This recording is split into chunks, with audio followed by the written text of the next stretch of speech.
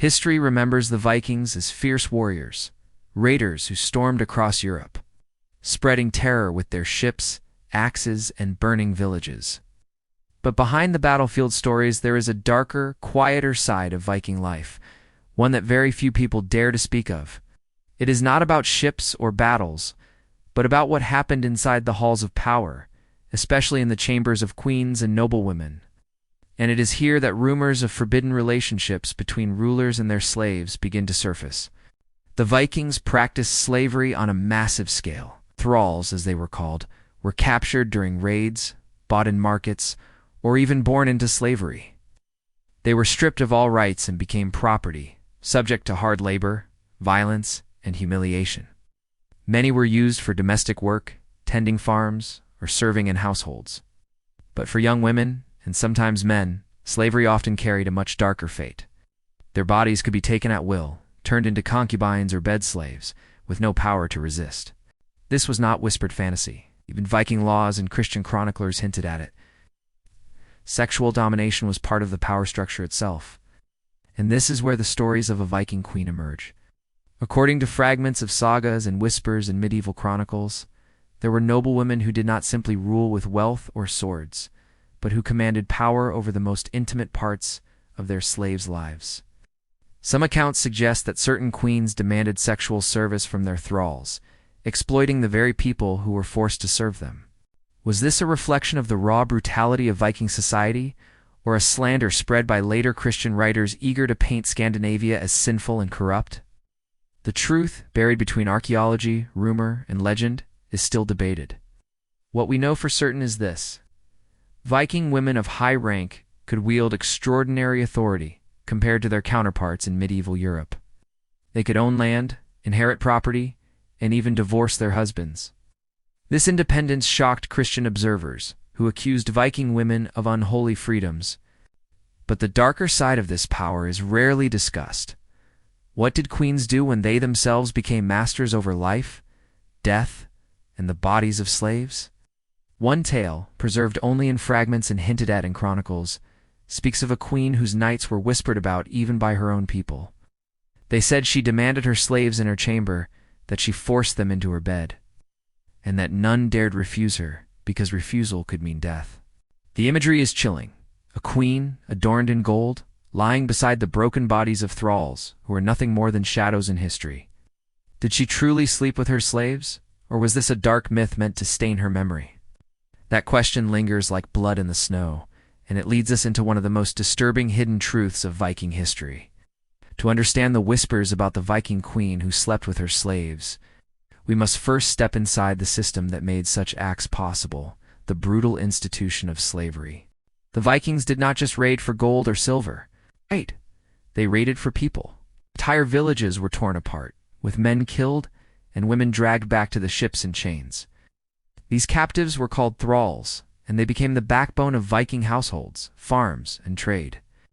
Archaeological evidence shows that thralls were sold in markets like Hedeby, treated no differently than cattle or tools. They were stripped of names, identities, and rights. For many, their lives were short and filled with cruelty. Among thralls, young women were particularly vulnerable. Sources suggest that many were turned into concubines, forced to share the bed of their masters. In Viking law, this was not considered a crime. A slave had no legal protection, no right to refuse. In fact, concubinage was widely accepted, and it often blurred the line between wife and slave. A freeborn wife might tolerate her husband keeping slaves as concubines, because these women were never allowed to challenge her status. Their suffering was invisible, written only in the silence of history. But what makes the story of the queen so chilling is how this system could be inverted. In a society where women of high rank enjoyed unusual freedoms, powerful noble women might exercise the same rights over their slaves that men did. Viking women could inherit land, manage estates, and command workers. If a wealthy woman owned thralls, nothing in the law stopped her from demanding sexual service. The sagas and later Christian accounts do not spell it out in plain words, but they hint at it through scandalous accusations. Queens and noblewomen corrupting themselves with their slaves, defying the natural order, indulging in pleasures that shocked outsiders. Of course, we must recognize bias. Christian chroniclers often wrote with moral outrage, eager to portray Viking women as unholy and sinful. For them, even the idea that a queen might enjoy sexual freedom was evidence of pagan wickedness. Yet when we look deeper at the structure of Viking society, such rumors cannot be dismissed so easily. If men could use their slaves without consequence, why would queens be denied the same? Power in Viking society was ruthless and unapologetic, and sexual control was one more tool in the arsenal of domination. Imagine the hall of a Viking queen. She sits in fine furs adorned in silver and gold, while thralls bow at her feet. At night, her chamber is guarded, not just to protect her from enemies, but to keep her secrets from spreading. The slaves who enter do not leave with stories, only with silence. Was this cruelty? Was it survival? Or was it the natural extension of a society built on violence and control? The sources never give us a clear answer, but the rumors have outlived the queen herself. In the tangled web of Viking sagas and medieval chronicles, names often blur into legend. Heroes become larger than life, and villains are painted darker than the night. But among these tales lies the shadow of a queen, a woman accused of acts so scandalous that even centuries later, her memory still drips with suspicion. Who was she, and why was she accused of sleeping with her slaves? The sagas themselves are tricky sources. They were written down in the 13th and 14th centuries, long after the Viking Age had ended. By then, Christianity had reshaped Scandinavia, and writers often twisted old stories to serve new morals. To Christians, Viking queens who held power were already suspicious, for their independence defied the strict roles expected of women in medieval Europe. So when a saga or chronicle accused a queen of taking slaves to her bed, was it truth, or was it an attack meant to stain her reputation? One candidate often discussed is Queen Gunhild, known in later sagas as the Mother of Kings. She was married to Eirik Bloodaxe, and was feared as a cunning, ruthless woman who manipulated politics from the shadows. Some sagas describe her as a witch, practicing sorcery to hold her power. Others accuse her of sexual corruption, surrounding herself with slaves and even using them to satisfy her desires. Was this reality, or slander against a powerful woman who refused to bow to men? Scandinavian chronicles also mention unnamed queens and noblewomen who defiled themselves. With their thralls, these accusations always carry the same tone, that women who stepped outside traditional boundaries were dangerous, perverse, and unnatural. But even if these stories were exaggerated, they reveal something important. Society recognized that queens could exploit their slaves in the same way men did. The accusation itself would not have been believable if such power was unthinkable. Archaeological evidence gives us no direct proof, but it paints a haunting backdrop. Excavations at Viking sites reveal graves where thralls were sacrificed, killed to accompany their masters into the afterlife. This shows the absolute control masters held, including queens. If a slave could be ordered to die, could they not also be ordered to share a bed? The silence of the archaeological record does not clear the queen's name, only leaves the door open for speculation. Imagine the court whispering, "The queen does not sleep alone. She takes what is hers, even from the chains of her thralls." To some, this was shocking. To others, it may have been expected. In a world ruled by violence, why should the queen's chamber be different from the battlefield? When we study the accusations against Viking queens, we must ask who told these stories and why. The answer often lies in the pens of Christian monks and chroniclers. These men wrote with moral outrage, describing the Vikings not just as raiders, but as godless heathens whose women defied every law of Christian decency. To them, Viking society was proof of sin, and the queen, with her rumored slaves in the bedchamber, was the perfect symbol of that corruption. Christian writers already struggled to understand the freedom Viking women held.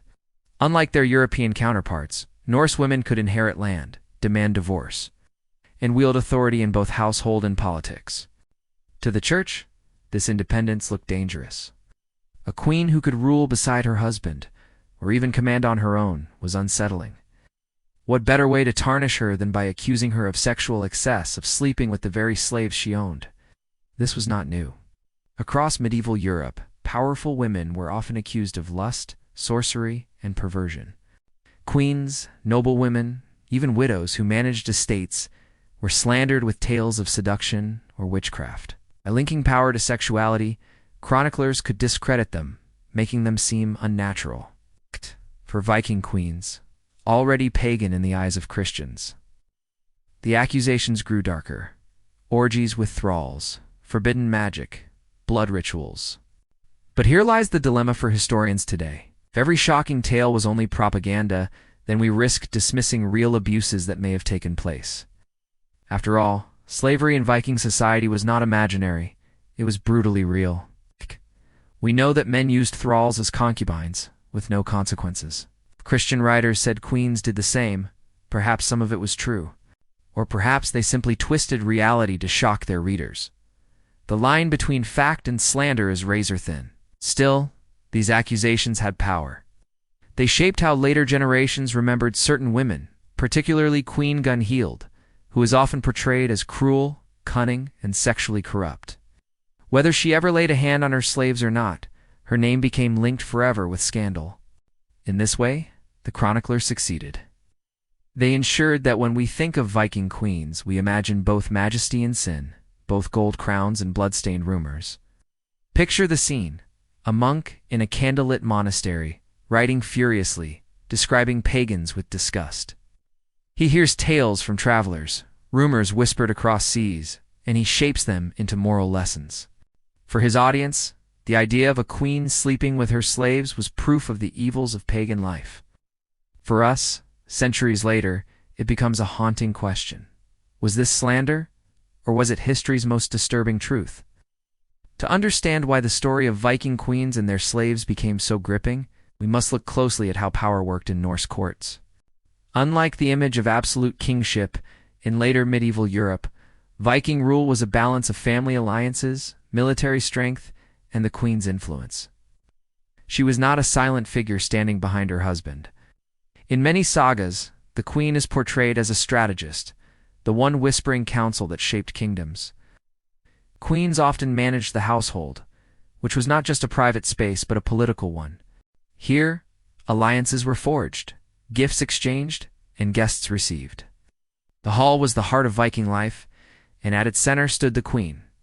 She distributed mead during feasts, a ceremonial role that symbolized control over both nourishment and loyalty. In such a setting, her presence carried weight equal to, and sometimes greater than, the king's. But what of her private power? This is where the lines blur between political authority and whispered scandal. If a queen ruled the household, she also ruled over the slaves within it. Thralls served at the table, in the fields, and in the bedchamber. Their labor was constant, their choices few. For the queen, owning slaves was both a mark of wealth and a source of control. It gave her leverage over rival families, showing that she commanded resources and people. This ownership also created the perfect stage for rumor. If the queen had the freedom to rule her estate, why not her desires? If she could command warriors and wealth, what stopped her from commanding the bodies of her slaves? The saga writers never missed this chance to blur the lines of respect and fear. They painted the queen as both a mother of warriors and a temptress of thralls, someone whose private life could undo the very honor she projected in public. Yet reality may have been far more complex. Queens were constantly under watch from rivals, from allies, and from Christian missionaries eager to exploit any slip.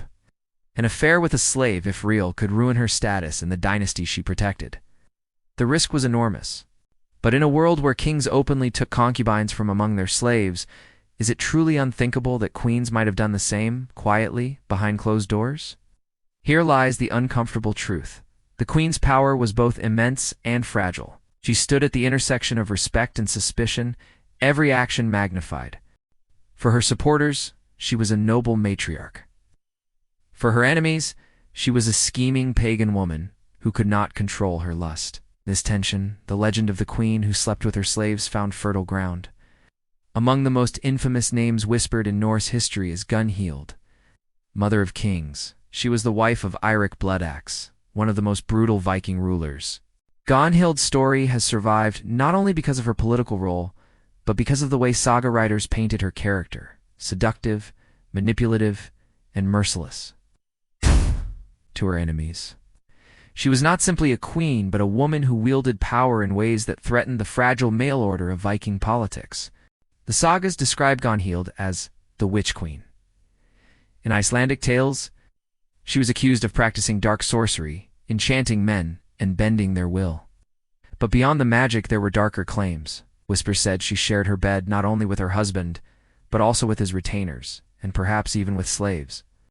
While the evidence for these claims is thin, the pattern is clear. Powerful women were often discredited through stories of excessive sexuality. Gunhild was not alone. The sagas often weaponized rumors against queens. If a queen was clever, she became scheming. If she was politically active, she was called lustful. These women were painted as breaking the natural order, where men ruled and women submitted. Sleeping with slaves in this twisted narrative became the ultimate symbol of a queen stepping out of her place. We must also consider the influence of Christian chroniclers. By the 11th century, when many of these sagas were written down, Christianity had taken hold in Scandinavia. Pagan queens like Gunhild represented a dangerous past, a time when women were freer to command wealth and power. For the Christian writers, attaching sexual scandal to these queens made them examples of corruption proof that pagan society was immoral and in need of Christian reform. To understand the whispers about Viking queens and their slaves, we must step into the world of the thralls, the enslaved men and women who formed the lowest rung of Viking society. Their stories are rarely told in their own words. They appear in the sagas and laws as property bought and sold, worked and discarded.